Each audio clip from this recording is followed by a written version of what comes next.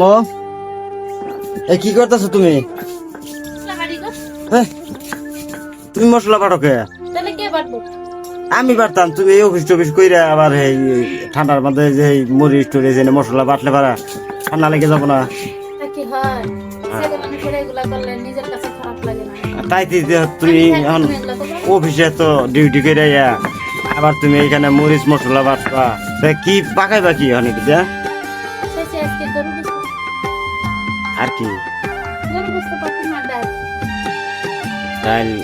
ভাত না খিচুড়ি মিচুড়ি পোলা টোলা পোলা পোলা আবার গরু মাংস না? তাই তো খুব ভালো হইব। পোলা তো আমার খুব পছন্দ, গরুর গোস্ত দিয়া পোলা বিরিয়ানি আমার খুব ভালো লাগে গো।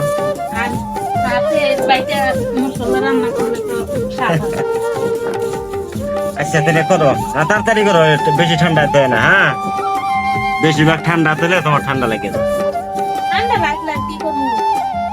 না না এই আছে আর ব্লেন্ডার আছে না, তুমি ব্লেন্ডারে বাটতো, তোমার এত টাকা ব্লেন্ডার কিনে দিছে আমি।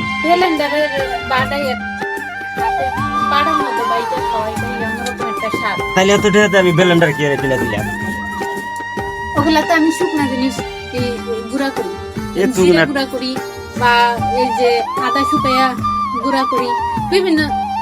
এত গুণা টাকা দিয়ে আমি তোমার ব্লেন্ডার কিনে দিলাম, যাতে তোমার ঠান্ডা ঠান্ডা না আসার লাগে। তাও তুমি না এই গরম রান্না করলে না বাইটা দিয়ে খাও।